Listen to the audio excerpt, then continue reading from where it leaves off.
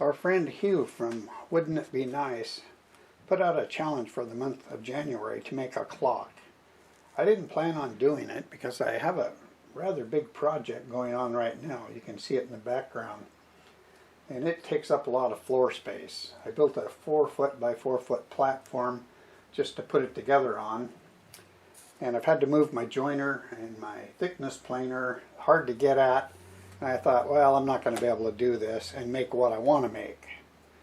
But I managed to shuffle things a little bit and get some wood prepared.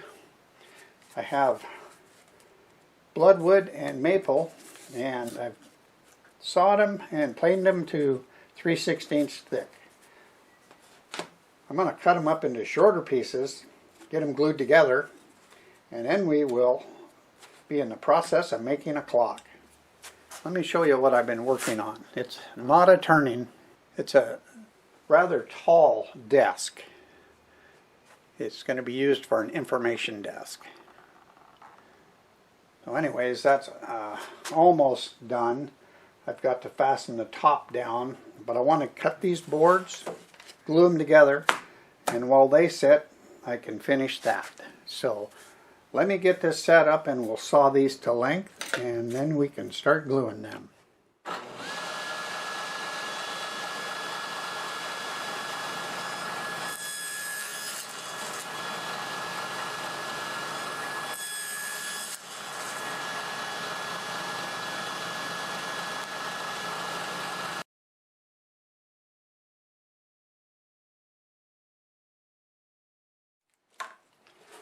Okay, these are ready to glue together.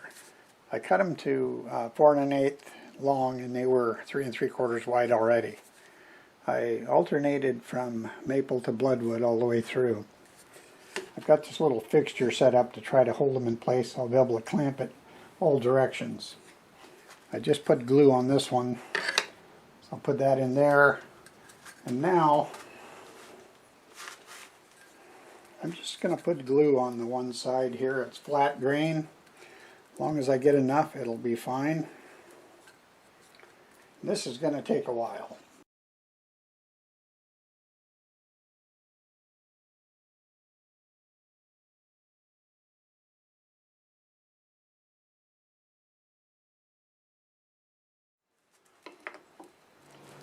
Okay, here's my block.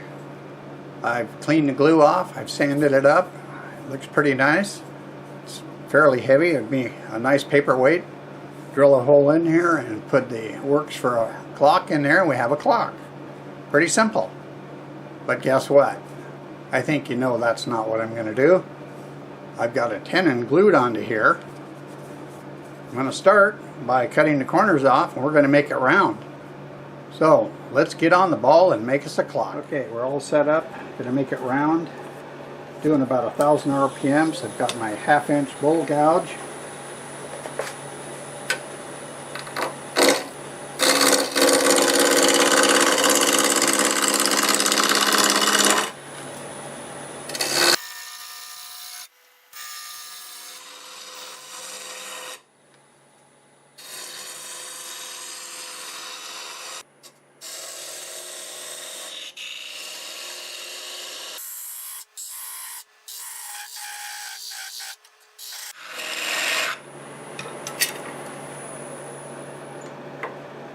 Okay, there we go. Alright, I will sand these lines away and start all over and lay it out. And we'll start creating. And it's not going to be a cylinder much longer. I've got to get on the ball on this, so running out of time. So I think you might be able to see these lines here. Here's the center, and the length is 3.5. The diameter is 3.5.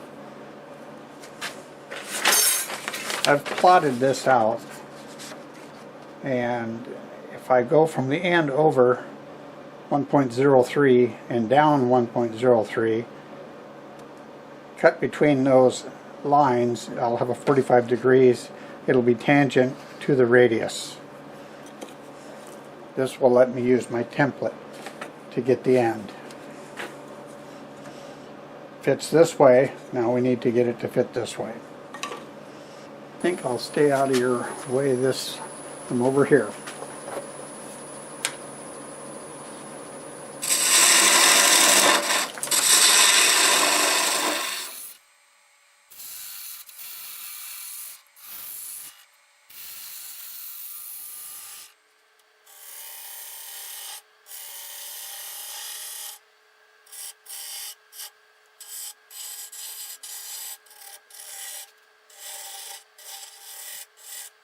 That's all end grain on the end of there.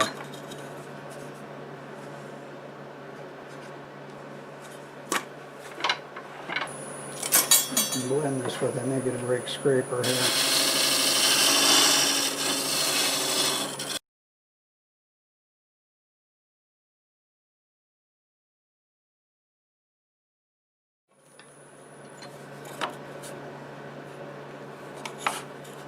Okay, that actually looks pretty decent. Alright, so here's the tenon that I used on the previous job with a cup in it. I don't know how much hot glue I might need in here just to have a little bit against it, but that's enough right there.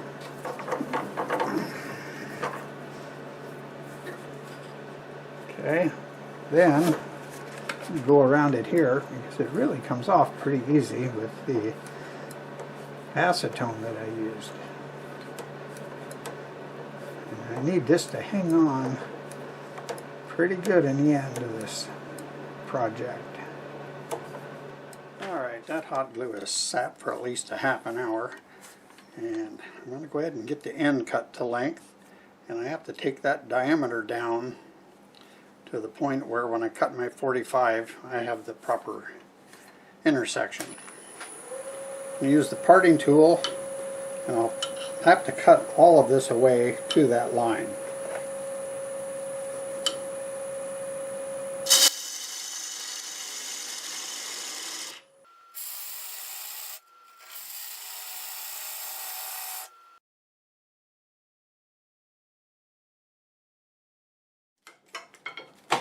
Okay, freshly sharpened half-inch bowl gouge.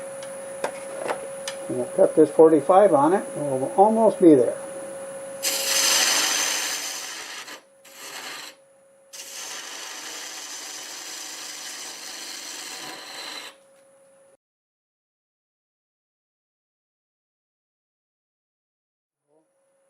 Let's cut that off.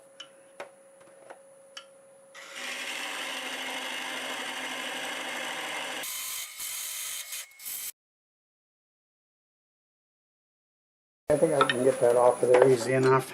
I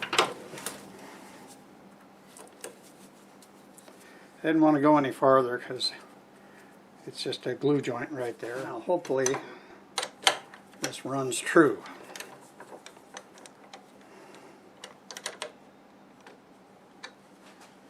And I still have that little stub.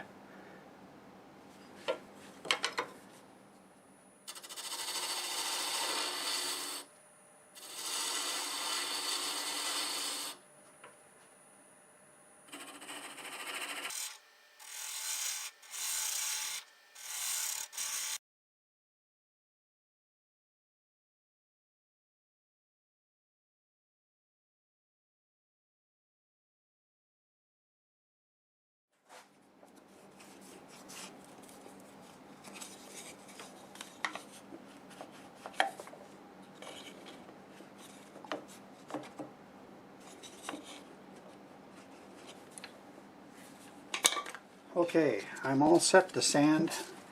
I'll start with 80 grit, probably work to 320, and at that point in time I'll have to get it off of this hot glued tenon, set it up to drill a hole in it for the clock.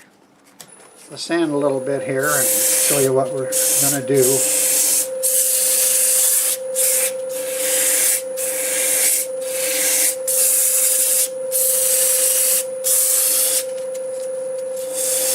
Sand's really easy. I wasn't so sure. So what I'm looking for now in sanding is I want this little area here to be have concentric circles because I want to put a hole in there for the clock. And that looks just about right. Real happy with that. I didn't know where I would be putting the clock until I got it turned. I was thinking the end grain, but I like the idea of having it with this border on here. So that's all I'll be doing, and I'll come back when it's time to set it up and drill that hole. Okay, I'm going to go ahead and drill a hole to set the clock in. And the circles are running very concentric here, but in order to get it the way I wanted it over here, it's knocked it out a little bit, but I'm pretty sure it's going to fit in there real nice. I'm going to drill a 1 3/8 hole, 1/4 inch deep.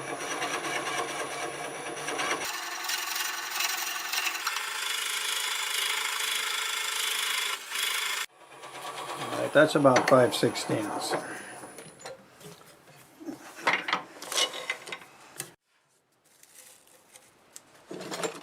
Okay, I'm ready to spray the lacquer on.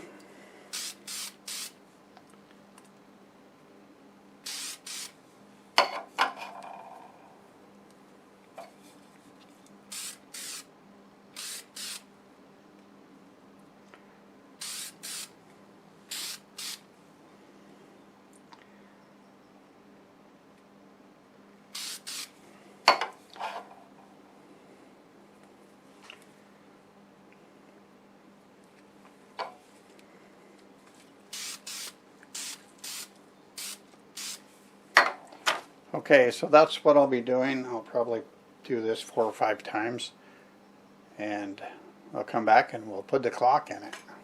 Well, here's my entry to Hugh's Clock Challenge. It's pretty small, it's fairly simple, and yes, it is a clock. I think it's kind of cute. I made it with maple and bloodwood, and I planed the pieces to 3/16, glued them together, and turned this sphere, which is 3.5 inches in diameter. I wasn't sure where I was going to locate the clock at first, but once I had it turned and saw those circles, I wanted to put it as concentric as I could get it to that. And I think it looks good. So I finished it by spraying multiple coats of lacquer. And that looked good. But then I decided I would drill a larger hole for the worm screw. I mounted it on that, and then I polished it with Acks abrasive paste and polish. And that gave it a really nice finish.